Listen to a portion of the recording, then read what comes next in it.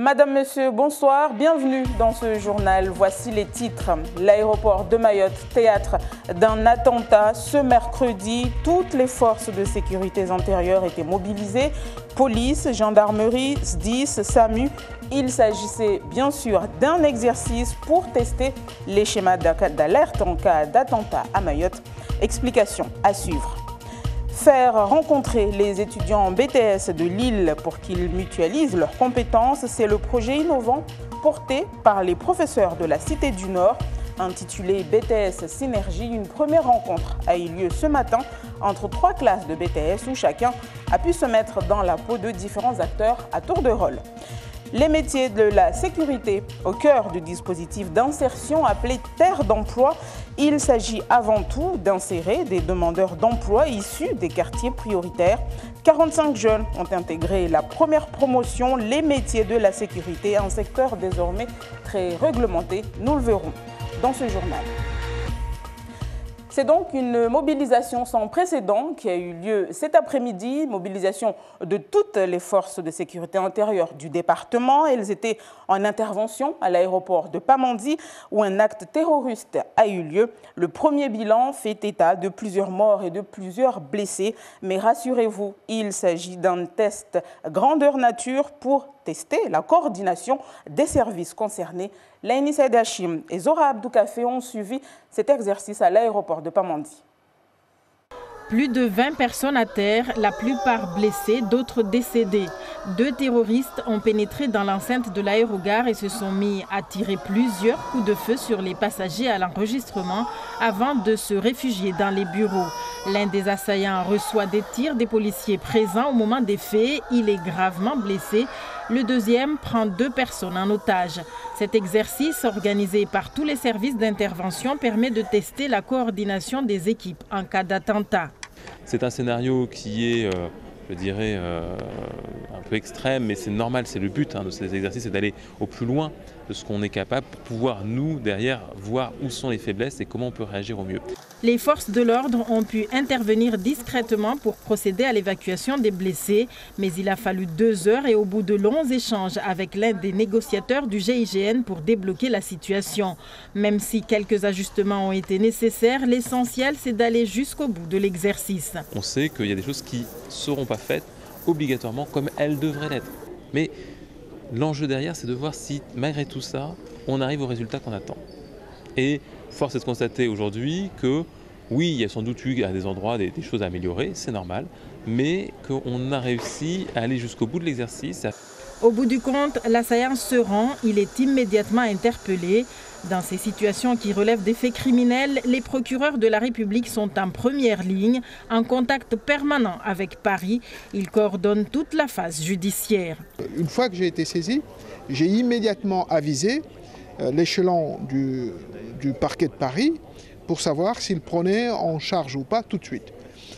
On était dans une logique où on attendait de voir les évolutions des choses en fonction du nombre de victimes, si l'agression se poursuivait et au dernier moment, l'évaluation qui a été faite, c'est que l'affaire devait rester à Mayotte et devait être gérée par le parquet de Mayotte. Donc, un débriefing entre tous les services va être réalisé pour faire le bilan de ce premier exercice attentat à Mayotte. Et voilà donc pour cet exercice grandeur nature à l'aéroport de Pamandzi. Et si les BTS de Mayotte se rencontraient pour mutualiser leurs compétences? L'idée vient des professeurs de la Cité scolaire du Nord avec le projet BTS Synergie.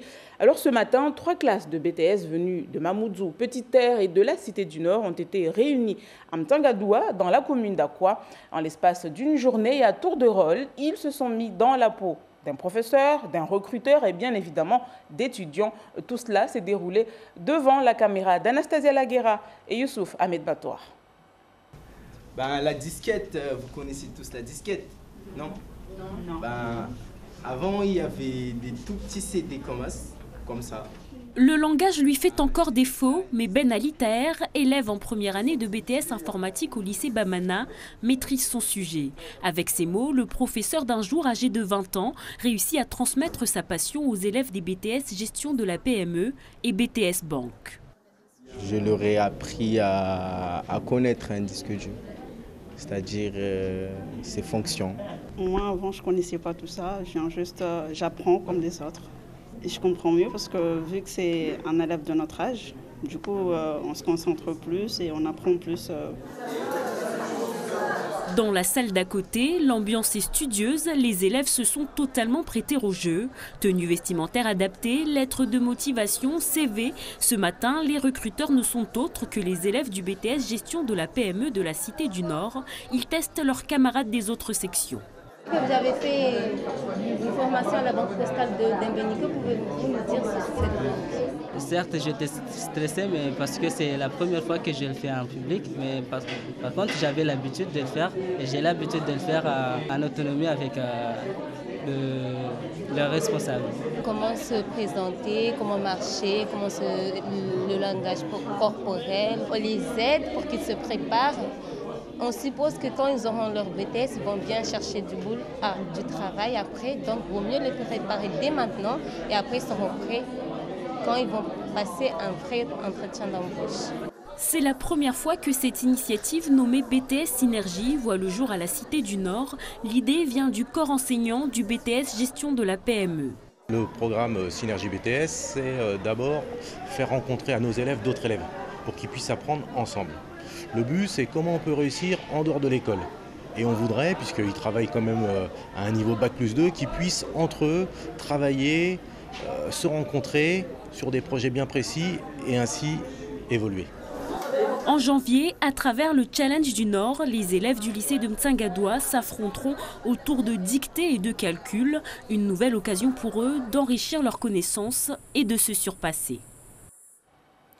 Comment insérer les demandeurs d'emploi issus des quartiers prioritaires? L'une des pistes pourrait être les métiers de la sécurité grâce au dispositif d'insertion intitulé Terre d'emploi. 45 jeunes du département ont intégré la première promotion. Les métiers de la sécurité, un domaine en pleine mutation chez nous avec l'application du Code du travail de droit commun depuis le 1er janvier de cette année. D'où la nécessité de cette formation d'aujourd'hui. Les précisions de Hachim Saïd Hachim et Farah Housseni. Depuis l'application du Code du travail à Mayotte, les normes de sécurité se renforcent. Les entreprises locales doivent s'aligner à la nouvelle réglementation. Obcalia s'est déjà engagé dans la formation, dans l'axe formation des salariés, à recycler, à renouveler les cartes professionnelles pour les salariés et pour les entreprises. Et cela ne suffit pas. Le secteur il est en demande, on forme encore des demandeurs d'emploi qui sont susceptibles de travailler, qui sont sérieux et qui veulent entrer dans les entreprises. On les forme, on les prépare pour occuper des postes qui sont encore vacants. Des nouveaux agents de sécurité très attendus sur le marché du travail. Nous, ce qu'on attend, c'est que les gens, quand ils arrivent dans l'entreprise, alors on sait bien que les premiers jours, ils ne sont pas tout à fait au point, mais qu'ils soient le plus rapidement possible opérationnels. Et s'ils sont le plus rapidement possible opérationnels, ben nous, on peut justement démarcher d'autres clients et développer nos sociétés afin de répondre au mieux à leurs besoins. La formation de la première promotion débute avec 45 jeunes, futurs agents, nouvelle génération. J'aime bien être en contact avec les gens, les orienter et aussi être en contact avec d'autres personnes. Dans ce métier, il n'y a pas que le contact, il y a aussi le danger aussi. Le danger, c'est vrai, partout, il n'y a pas que le métier de sécurité qui a le danger. Partout, il y a le danger, mais il faut aimer. Si on aime quelque chose, on est prêt à tout pour l'avoir. J'étais pour l'emploi et c'est pour l'emploi qui m'a envoyé ici au IDF en fait, pour faire la formation en tant qu'agent de sécurité. Et plus tard j'aimerais obtenir la carte de professionnel de sécurité, CQP APS, certificat de qualification de professionnel, agent de prévention de sécurité, pour rentrer dans le domaine du travail en tant qu'agent de sécurité. Ces jeunes devraient décrocher un emploi à l'issue de leur formation. À Mayotte, 300 agents sont formés en moyenne par an. Il en faudrait 3 fois plus pour répondre aux besoins actuels du département. Et la signature de la convention de partenariat a eu lieu ce matin à Mamoudzou, au centre de formation de l'OIDF, entre plusieurs partenaires sociaux. Parlons à présent du mouvement des Gilets jaunes avec cette question: où en est la mobilisation suite aux annonces du Premier ministre Édouard Philippe hier? Eh bien, sachez que la mobilisation et la détermination ne semblent pas faiblir. En effet, sur le terrain, les barrages sont de plus en plus organisés et on se prépare même à durer, comme vous allez le voir dans ce reportage à La Ciotat de Johan Rula et Alexandre Lepiné. C'est une tente bien installée à l'entrée d'autoroute de La Ciotat où la solidarité s'organise. Des madeleines, des boissons, des brioches.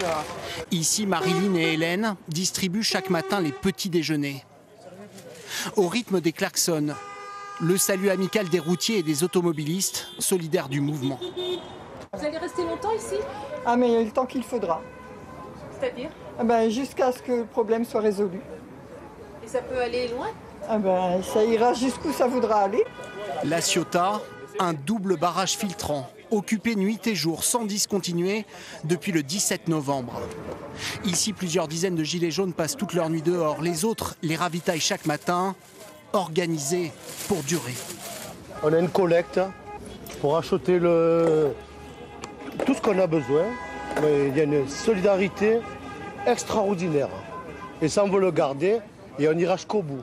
Aujourd'hui, ici, j'ai rencontré une famille qui s'agrandit de jour en jour et je suis prêt à passer les fêtes avec ma grande famille. Et s'il faut passer le Noël ici, le jour de là, on sera tous là présents. On ne lâchera rien. Car la colère ne faiblit pas, malgré les annonces du gouvernement. La suspension de la surtaxe carburant hier ou le retour éventuel de l'ISF ce matin. L'impôt sur la fortune, est-ce que ça peut vous faire changer d'avis? Non, non, non. Nous, ça ne changera pas d'avis parce qu'on n'a pas de fortune, alors c'est simple. On essaye de survivre. On ne vit pas, on essaye de survivre. Ce qui pourrait me faire partir, c'est un SMIC à 1 500 € et une révélation des retraites. Voilà ce qui nous ferait partir. On veut que les gens qui travaillent puissent vivre décemment. On ne demande rien, on veut vivre décemment de notre travail. Sur les murs, des slogans hostiles et un avertissement lancé par les Gilets jaunes au gouvernement. Ce week-end, leur mobilisation pourrait encore s'accentuer. Dans la région, Dominique Voynet, de retour aux Comores seulement 2 mois après sa dernière visite. Sur place, l'ancienne ministre a annoncé la relance de la coopération sanitaire entre la France et les Comores. Des pistes de solutions ont également été proposées pour améliorer l'offre de soins sur place avec une enveloppe financière assez conséquente. Sur place, le reportage de nos correspondants Ahmed Ali Amir et Ibrahim Youssouf. Dominique Voynet, inspectrice générale des affaires sociales en France, séjourne pour la seconde fois aux Comores pour proposer, après prospection, des pistes de solutions pour mieux orienter la coopération bilatérale entre la France et les Comores en matière de santé. La France considère que l'île de Mayotte ne parvient plus à absorber les flux en provenance des îles Sœurs et s'engage à stopper un tourisme sanitaire qui conduit à des installations dans la durée. L'idée, c'est vraiment d'améliorer l'état de santé de la population, de la base à l'hôpital. On va parler d'équipement des hôpitaux, de maintenance et d'entretien des équipements. On va parler de formation des personnels médicaux. On va travailler évidemment sur tout le circuit qui va permettre de sécuriser la prise en charge des Comoriens, du soin de base aux surspécialités nécessitant parfois une évacuation sanitaire ou un recours à des spécialités médicales. Reçu par le président Azali Assoumani, Dominique Voynet a fait un tour d'horizon des défis à relever, en présentant les conclusions de sa première mission de 4 jours destinée à découvrir les soins de santé à travers les îles. Elle annonce un financement de 150 millions d'euros dans le secteur. Les Comores ont beaucoup formé, les Comores ont beaucoup construit, mais nous avons encore des problèmes de management, d'organisation, de fonctionnement. Et c'est là-dessus que l'accent va être mis pour mieux organiser le secteur de la santé et avoir un système qui marche au mieux, notamment l'assurance maladie et l'organisation même de l'offre de santé. La France souhaite aboutir à un accord intergouvernemental global sur la santé. Elle compte appuyer le programme du gouvernement comorien à travers la mise en place d'une assurance médicale généralisée, la formation des professionnels de santé et l'amélioration de la qualité de l'offre de soins de base. Retour chez nous avec cette séquence destinée à la promotion de la culture dans la commune de Pamandi. C'est l'association Wababouf qui réunit les bibliothécaires du département qui est à l'origine de cette manifestation pour inciter les plus jeunes à lire. Les membres de l'association se mettent en scène en racontant des contes aux enfants, et que ce soit en français ou en chimaoré. Les Wababouf ont ainsi fait escale ce matin, je vous l'ai dit, à la bibliothèque de Pamandi où plusieurs enfants les attendaient avec impatience. Je vous propose d'écouter Zaki Abalahache, bibliothécaire, au micro de Zora Abdoukafé. On a voulu créer une association pour faire des sketchs, c'est pour inciter les enfants à aimer la lecture et à leur montrer comment nos ancêtres vivaient avant, quoi. Ils apprécient énormément. Et ça nous donne vraiment le courage de continuer, parce que chaque fois qu'on fait ces actions-là, on constate qu'ils sont toujours très satisfaits. Pourquoi ces sketchs sont en français et en maoré? Ils sont en français et en maoré parce qu'il y en a qui comprennent le chimaoré et il y en a qui ne comprennent pas le chimaoré, donc on fait un chimaoré en français. Et toujours pour inciter les jeunes à lire, la commune de Kanikeli, cette fois-ci, a inauguré ce matin un bibliobus qui sillonnera la commune pour aller au-devant de la population. Près de 100 000 € ont été nécessaires pour mener à bien ce projet en faveur des jeunes de la commune.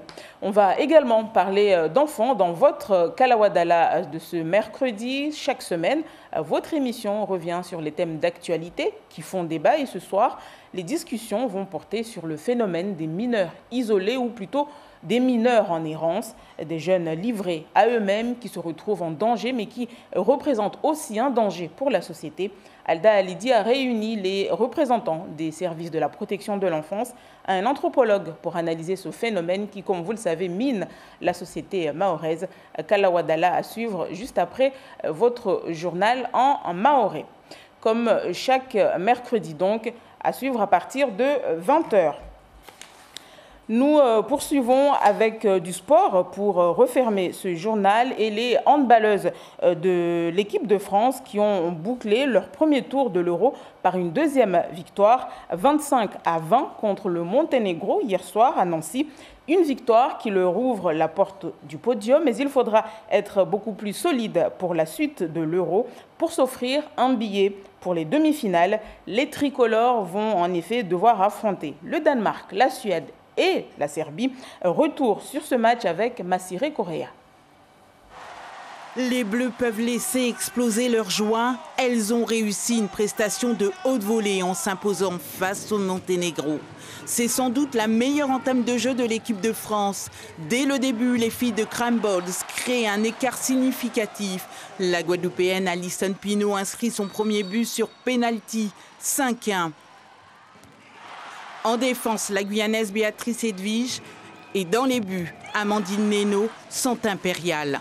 Puis c'est le show de la Guadeloupéenne Orlane Canor qui marque coup sur coup dans la lucarne. La première période s'achève sur le score de 16-8 avec un autre pénalty réussi d'Alison Pinault.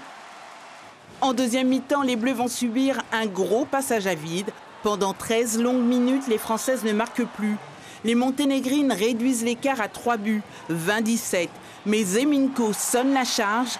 L'ambiance est à la fête. La France creuse l'écart et l'emporte 25-20 face au Monténégro et prend une sérieuse option sur les demi-finales. Et c'est sur cette victoire de l'équipe de France de handball féminine que nous mettons un terme à cette édition. Mais avant de nous quitter, je vous rappelle l'actualité à retenir de ce mercredi 5 décembre. De terroristes ont fait feu à l'aéroport de Pamandi, tuant et blessant plusieurs personnes. L'exercice, parce que c'en est temps, grandeur nature, a eu lieu cet après-midi, conduisant à la mobilisation de toutes les forces de sécurité intérieure. Par cet exercice, les autorités testaient ainsi les différentes chaînes de commandement et les schémas d'alerte en cas d'un réel attentat à l'aéroport de Pamandi. Car si Mayotte est géographiquement éloignée de la métropole, eh bien, elle n'en reste pas moins un département français sur lequel l'exécution d'un attentat ne peut être écartée. Voilà tout pour ce soir. L'actualité revient dès demain 5h en radio. Et quant à nous, on se retrouve demain à 19h. Très belle soirée sur La Première.